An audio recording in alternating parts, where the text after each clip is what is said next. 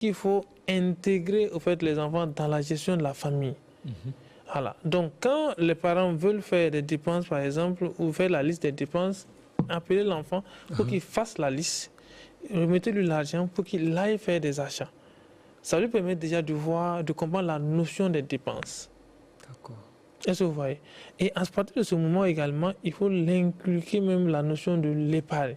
C'est-à-dire que dans un argent que vous lui donnez, puis si vous avez réussi déjà entre 5 et 10 ans, à l'inculquer, à l'initier à mettre l'argent dans des boîtes. Exactement. Quand il va atteindre 14-18 ans, la notion de l'épargne devient encore chose aisée. Exactement. Et il va commencer alors à déposer. Et c'est là aussi qu'il faut commencer à initier l'enfant à la lecture des livres d'éducation financière.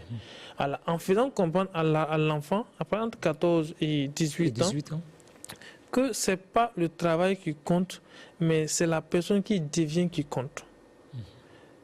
Le travail, ce n'est pas ça qui te rendra riche, mais c'est la personne que tu deviendras qui te rendra riche. Ça va amener l'enfant à détenir son intention vers la recherche ardente de l'argent à travers le travail acharné pour construire ce qu'on appelle une personne.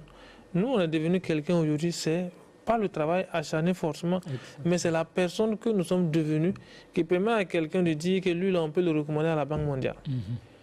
Donc, très jeune, tu peux avoir gros. Pas la personne que tu deviens. C'est là que Jim Rohn expliquait que le succès ou la richesse est quelque chose que l'on attire par la personne que nous devenons.